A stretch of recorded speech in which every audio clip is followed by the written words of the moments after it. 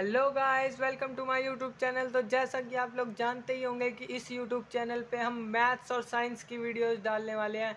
तो आज मैं मैथ्स का एक टॉपिक लेके आया हूँ जिसका नाम है रैशनल नंबर, जो कि क्लास 9th का चैप्टर नंबर 1 नंबर सिस्टम का एक हिस्सा है।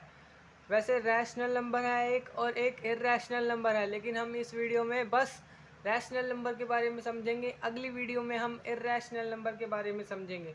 तो सबसे पहले तो इसकी एक छोटी सी प्यारी सी डेफिनेशन ले लेते हैं कि भाई डेफिनेशन क्या होती है इसकी, फिर उस उन सारी चीज़ों के बारे में समझेंगे।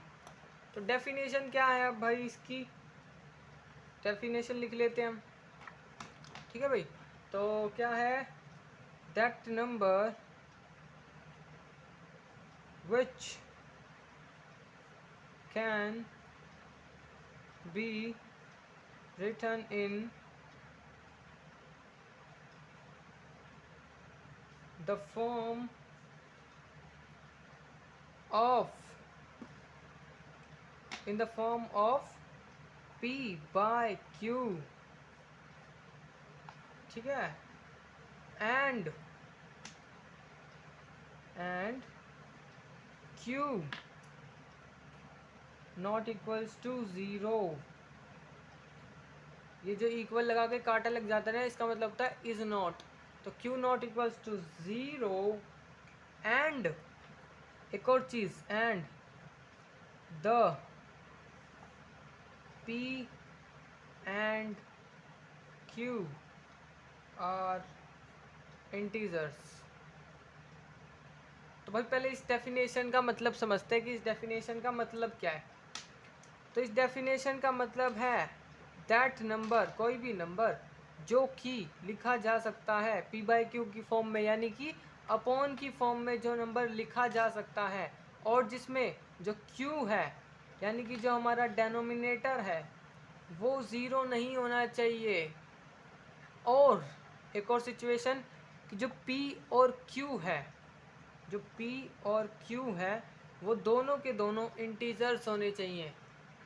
कंडीशंस 3 है कि वो अपॉन की फॉर्म में होने चाहिए, जो Q है वो ज़ीरो नहीं होना चाहिए, और P Q इंटीजर्स होने चाहिए।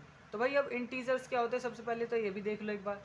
जैसे हमारे पास नंबर लाइन होती है, यहाँ 0 होता है, या 1 2 3, फिर यहाँ 4, और ऐसे एसोन चलते रहते हैं। यहाँ पे -1 होता है, -2 होता है, या -3 होता है, या -4 होता है, और एसोन पीछे भी चलते रहते हैं माइनस में।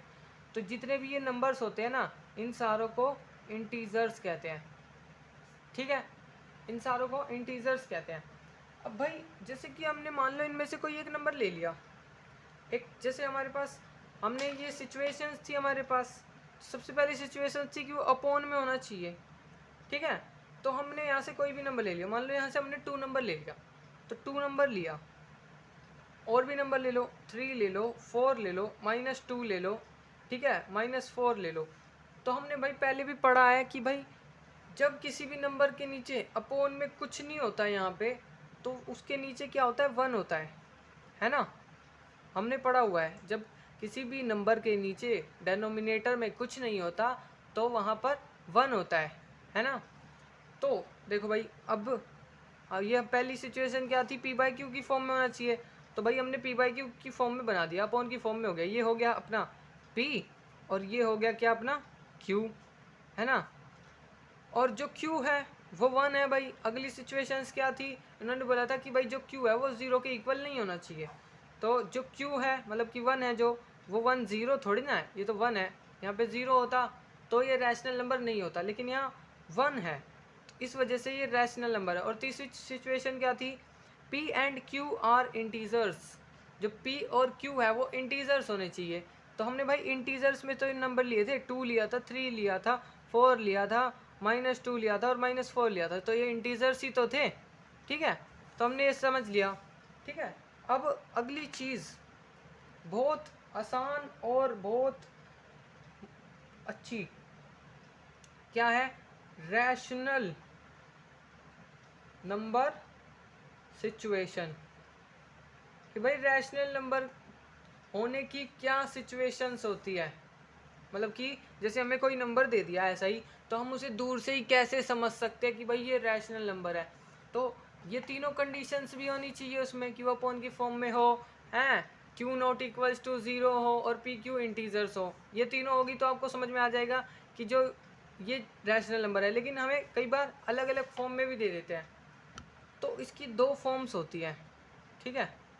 तो पहली देखते हैं, पहली क्या होती है। पहली होती है टर्मिनेटिंग। अब आप सोचोगे भाई टर्मिनेटिंग क्या होता है। टर्मिनेटिंग मतलब होता है रुक जाना, ठीक है। टर्मिनेटिंग होता है रुक जाना। ऐसा नंबर जो रुक जाए, जैसे कि हमने किसी नंबर को किसी से डिवाइड किया और वो पूरा पूरा कट गया और वो रुक गया, जैसे कि हमारे पास आंसर आ गया 2 5 6 7 8, ये हमारे पास क्या आ गया, आंसर आ गया किसी भी सॉल्यूशन का। तो ये रुक गया, है ना।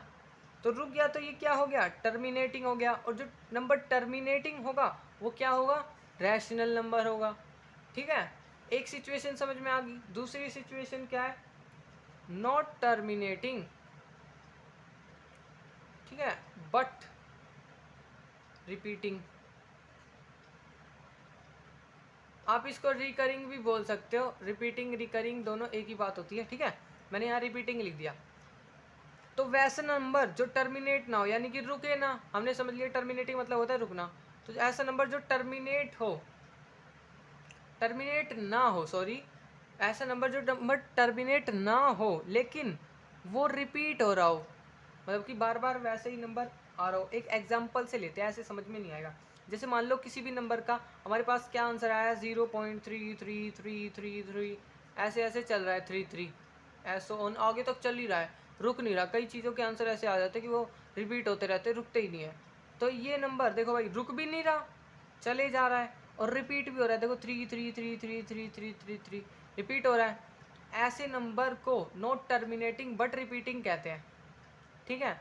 और जब ये नॉट टर्मिनेटिंग बट रिपीटिंग होगा ना, तो ये रैशनल नंबर होगा, ठीक है।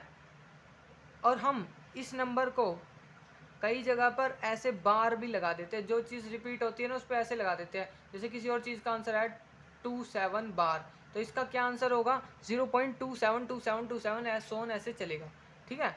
तो हमने समझ लिया रैशनल नंबर क्या होता है, कि भाई जो नंबर पी बाई क्यू की फॉर्म में हो, क्यू नॉट इक्वल्स टू 0 हो और पी क्यू इंटीजर्स होने चाहिए, तो वो रैशनल नंबर है। अब दूसरी सिचुएशन, कई बार नंबर ऐसे आ जाते हैं कि हमें कैसे पता चलेगा ये रैशनल नंबर है या नहीं।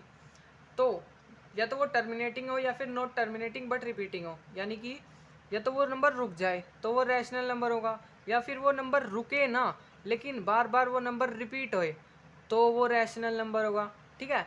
तो आज की वीडियो में बस इतना ही। अगली वीडियो में हम समझेंगे कि रैशनल नंबर तो हमने समझ लिया इस वीडियो में, पर अगली वीडियो में हम समझेंगे कि इर्रेशनल नंबर क्या होता है। तब तक के लिए goodbye, tata, have a nice day.